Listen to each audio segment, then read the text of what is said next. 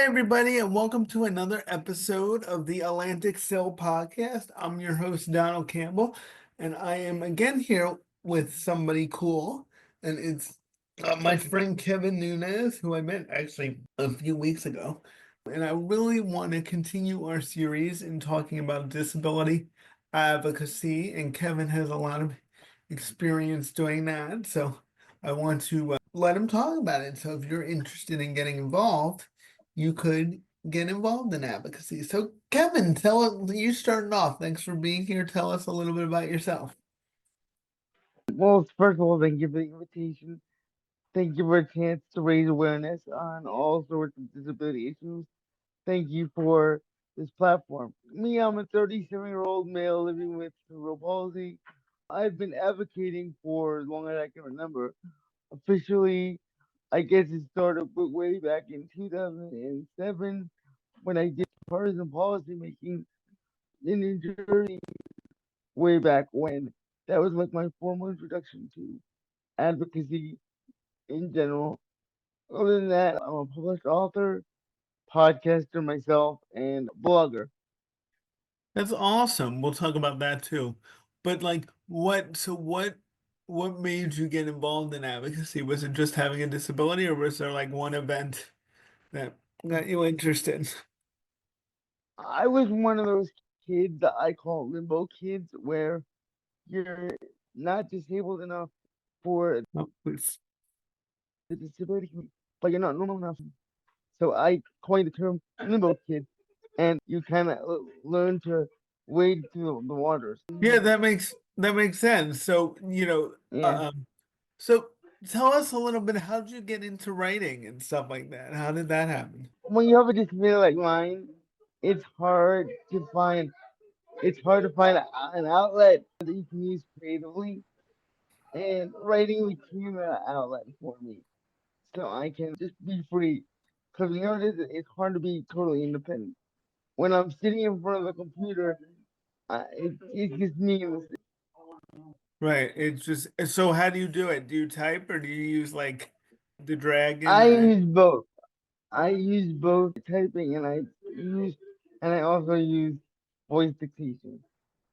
yeah, that's what I do too. I do too. Yes, I use the voice to speak and then I kind of edit it by typing because it yes, doesn't always pick up everything yes. you needed to say. So how did you, I know you're involved in the New Jersey Developmental Disabilities Council. How did you get involved in that? My the council runs the New Jersey Partisan Policy Program.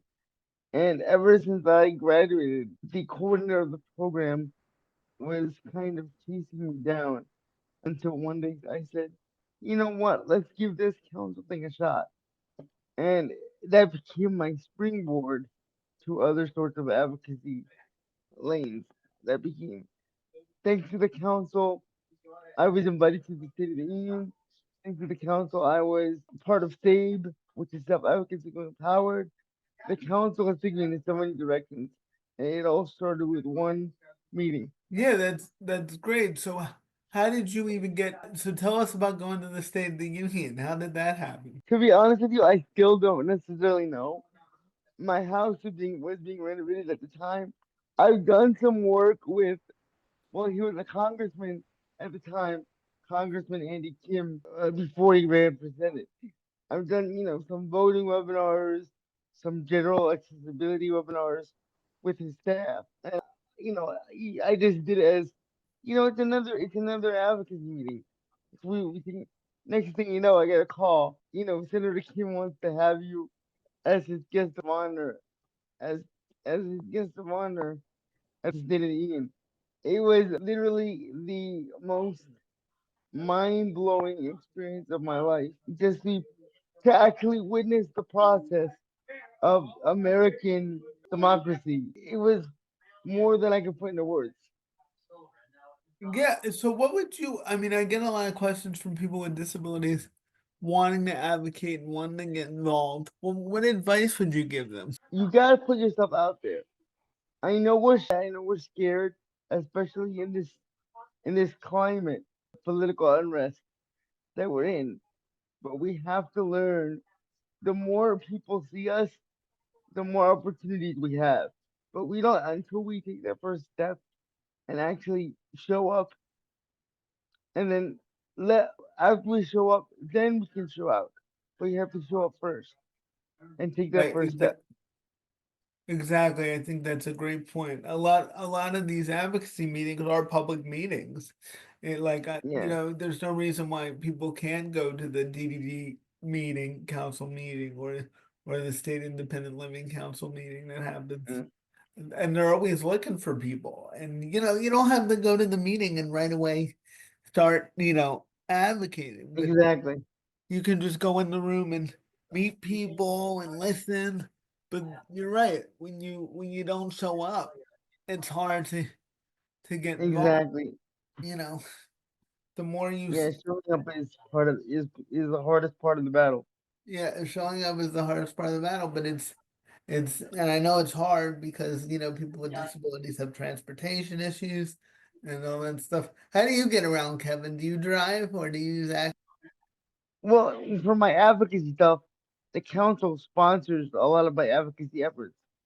So I have an agency that has transportation, that has staffing, and whenever I have an advocacy function, the council has been my biggest supporter. Without the council, I could not do self advocacy going empowered, which is the leading national advocacy board. It's a board run strictly by and for individuals with disabilities, and they sponsor my travel, my caregivers, and all that stuff. That's awesome. Are you the chair? I forget. Are you the chair of the council? I was the vice chair until this last year. I'm still in charge of the grants committee, but I was the vice chair for a long time. Right. It was Well, time to pass the torch. you can't hold on to power forever. Can't hold Right. on to power forever.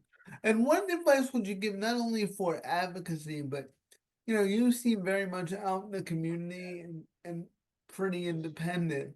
You know, how did that happen? What services do you have that helps with that? Like what would like I talk to people that are sometimes nervous about doing stuff like that, like being out in the community. So tell me about that. Depending on what your activity is, find caregivers or find support people that are interested in that same activity. Right, I have different caregivers for different things. I have one that does like regular home care and one that does my advocacy trips because she likes to travel, she likes to mingle, she likes to be social. I have other caregivers who are wonderful, but the idea of being in a room full of legislators freaks them out. right. So so remember, a caregiver is a person too. If you're comfortable, they're comfortable. So you know, And how do you recruit caregivers? Is it through people I you have that. know? Did I freeze? Yeah, you froze for a minute. Yes. When I asked you how you sorry everybody. I think I froze. Am I back? Yes, now you're back. Can you hear me? Yes. Alright. When I asked you how you recruit caregivers, you froze. I use an agency or various agencies because I don't have a big family. But do your research on your agencies. Find out what they're good. Find out what they offer. And I like how you said like the caregiver's a person, so you have to meet them where they are too. You have to, it's like a partnership. You have to find out what they're good at, what they like to do, you know. You can't just expect them to do everything that you want to do. So, you got to learn how to work with people. And that Exactly.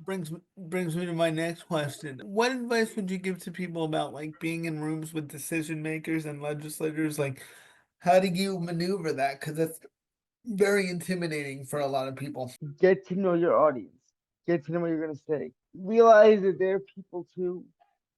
So if you get to know them on a personal level, it's much easier to work with them and build from that aspect of it. You catch more flies with honey than you do vinegar. Example, at the State of the Union, I had dinner with a gentleman. He was a senator of South Dakota, I believe. Right. Obviously a Republican, but the man had just fallen the week prior. He had fallen in his Right. house. So he had now had a new understanding of disability because for 2 or 3 weeks, for 2 or 3 days, he was, you know, kind of non-functional. So, so I was able to give him that different perspective.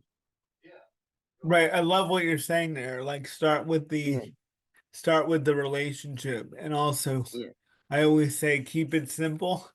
You don't have to tell your whole exactly. life story or start from day one of your life.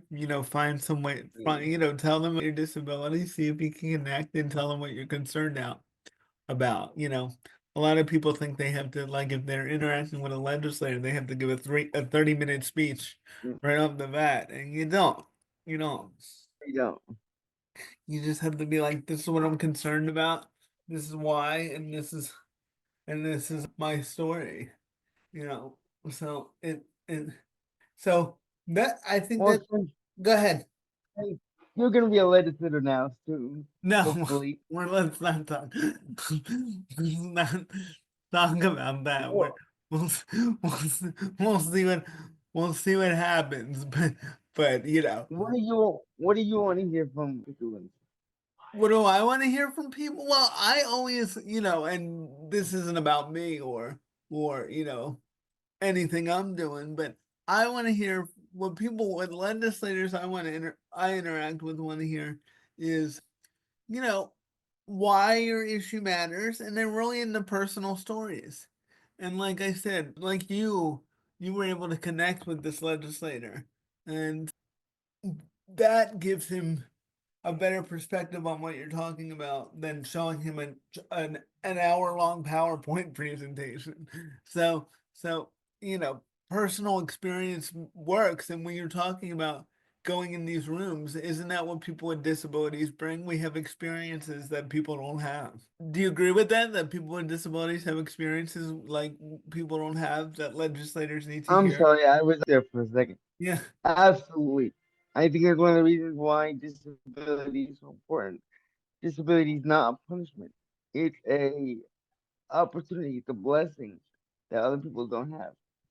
Right. It's a life experience, and it brings a lot of good to it too. And like I always say, Kevin, if people live long enough, they're gonna join our club anyway. So they should care.